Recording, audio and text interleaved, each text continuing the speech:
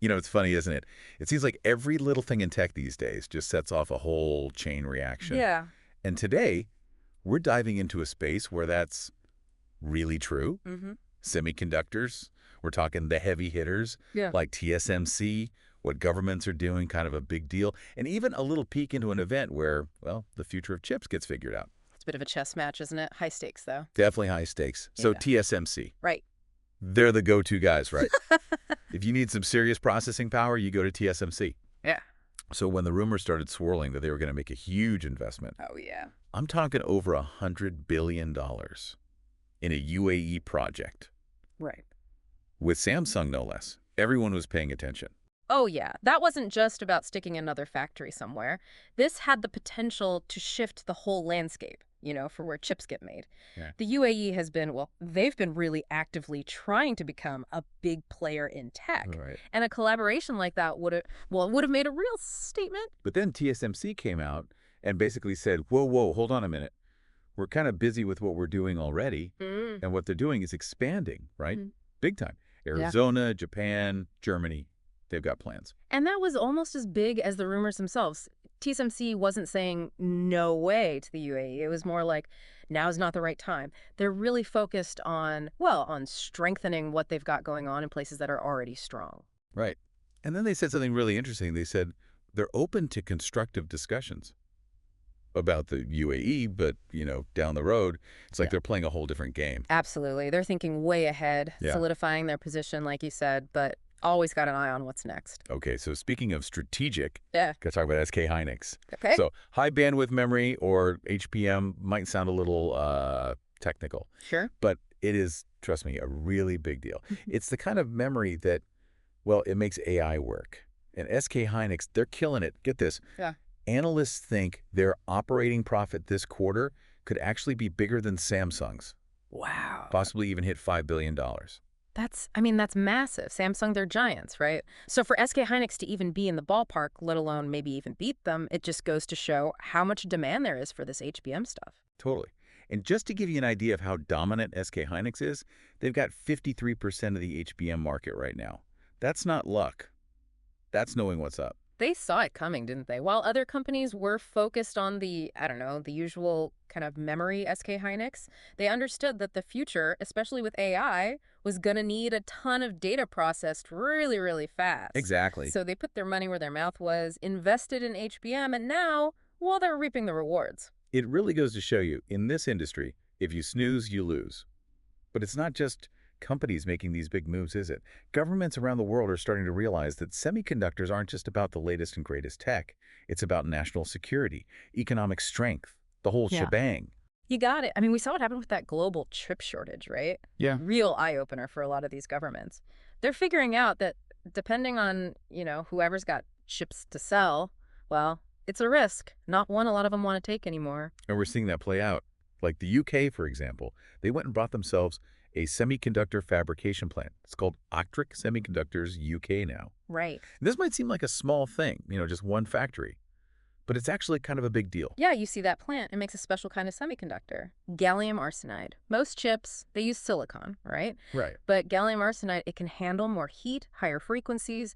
That makes it perfect for things like, well, defense, aerospace, Right. that kind of thing.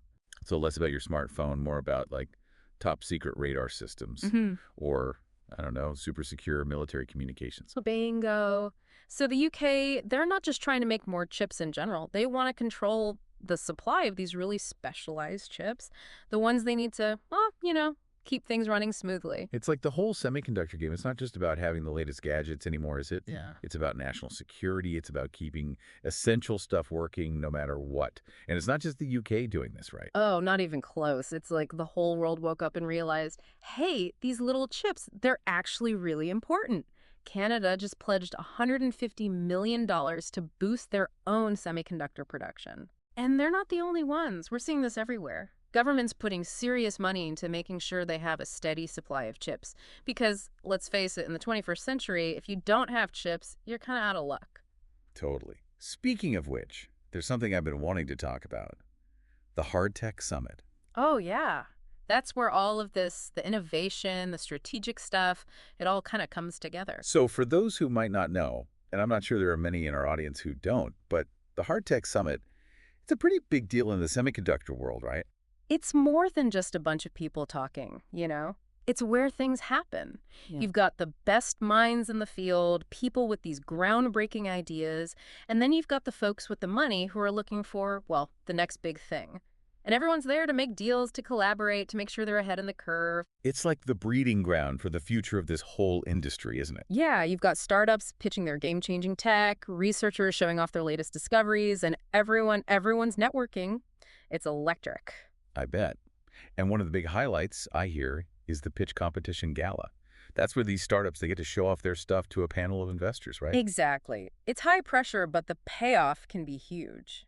We're talking about the kind of tech that sounds like it's straight out of science fiction, but it could be powering our world in just a few years. It's kind of mind-blowing when you think about it. I mean, what are some of the things that are on the table? Give us a sneak peek. Well, there's talk about next-generation sensor tech, new chip designs that could totally change how we do AI processing, even advancements in quantum computing. It's really cutting edge. Wow. So the stuff that sounds impossible today, but tomorrow, who knows? Exactly. And that's why these events, they're so important. They give these innovators a way to connect with the people and the resources they need to take their ideas and turn them into something real. It really gives you a sense of just how much is going on in this industry, doesn't it? I mean, if you're out there and you're knee-deep in hardware development, Hard Tech Summit has got to be on your radar. Oh, for sure. And for everyone else, I think it's a good reminder that, technology, it doesn't just kind of happen to us. It's being shaped right now Yeah. by people. Those tiny chips we all rely on, they're at the center of this, well, this global race, not just to use technology, but to really master it, to figure out where it goes next. It's like everything's happening at once, isn't it? This massive demand for more and more computing power. And then you've got countries realizing they can't just rely on anyone else for these things. And then on top of it all, you've got all these incredible innovations just pushing the limits of what we thought was even possible. Yeah, and that's what makes it so fascinating, right? The stakes are high, and the choices we make now about who makes these chips, how they're made, it's going to have a real impact for a long time to come. So big picture time, what's it all mean? What do you think this means, governments getting so involved in the semiconductor world?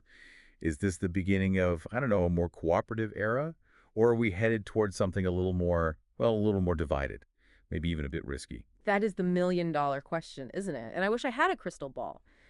But what we can do is pay attention, right? Yeah. Connect the dots, look at what's happening, and try to understand it, because this is new territory for everyone. That's for sure. Well, on that note, we'll leave everyone with something to think about.